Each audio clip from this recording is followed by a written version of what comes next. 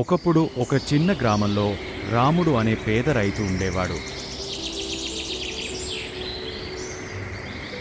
ప్రతి ఉదయం సూర్యుడు ఉదయించే ముందు రాముడు తన పాత ఎద్దులతో పొలానికి వెళ్ళేవాడు.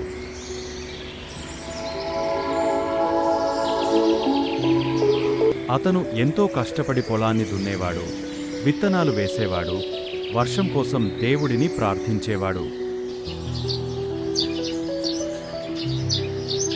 కాని ఒక సంవత్సరం వర్షం రాలేదు.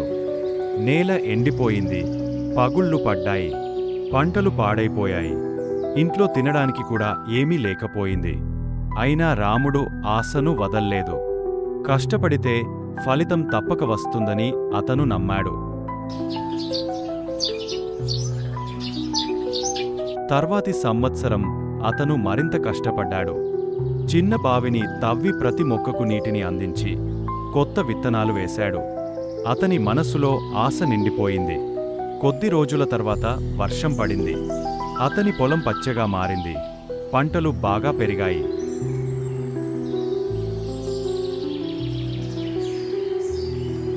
పంట కాలం రాగానే రాముడి పొలంలో బంగారు ధాన్యాలు మెరిసిపోయాయి. గ్రామమంతా అతని కృషిని, సహనాన్ని చూసి ఆశ్చర్యపోయాయి. రాముడు నవ్వుతూ అన్నాడు, వ్యవసాయం అంటే కేవలం పని కాదు, అది విశ్వాసం.